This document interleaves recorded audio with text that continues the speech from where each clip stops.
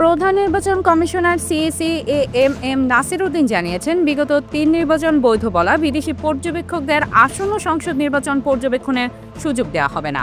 মঙ্গলবার আগারগাঁওয়ের নির্বাচন ভবনে কানাডার রাষ্ট্রদূত অজিত সিং এর সঙ্গে বৈঠক শেষে কথা বলেন তিনি। সিএসি বলেন, আগামী নির্বাচনে অনেক বিদেশি পর্যবেক্ষক আসবে। ইইউ সহ অনেকেই চিঠি দিয়ে আমাদের জানিয়েছে। তবে বিগত ৩ নির্বাচন নিয়ে যেসব বিদেশি পর্যবেক্ষক ভালো সার্টিফিকেট দিয়েছেন তাদের আমরা নেব না।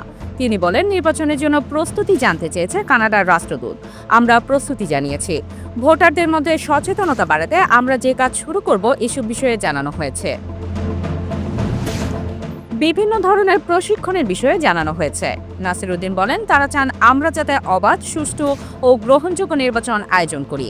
এআই এর মিসইউজ নিয়ে কথা হয়েছে। তারা এসব ইস্যু নিয়ে আমাদের সাজেশন দেবে। এছাড়া কানাডা সুষ্ঠু নির্বাচন আয়োজনে বর্তমান নির্বাচন কমিশনের কমিটমেন্টের কথা শুনে সন্তুষ্ট। কানাডা আমাদের সহযোগিতা করবে। ব্যালট প্রকল্পে বা কানাডা অন্যভাবেও সহযোগিতা করতে পারে।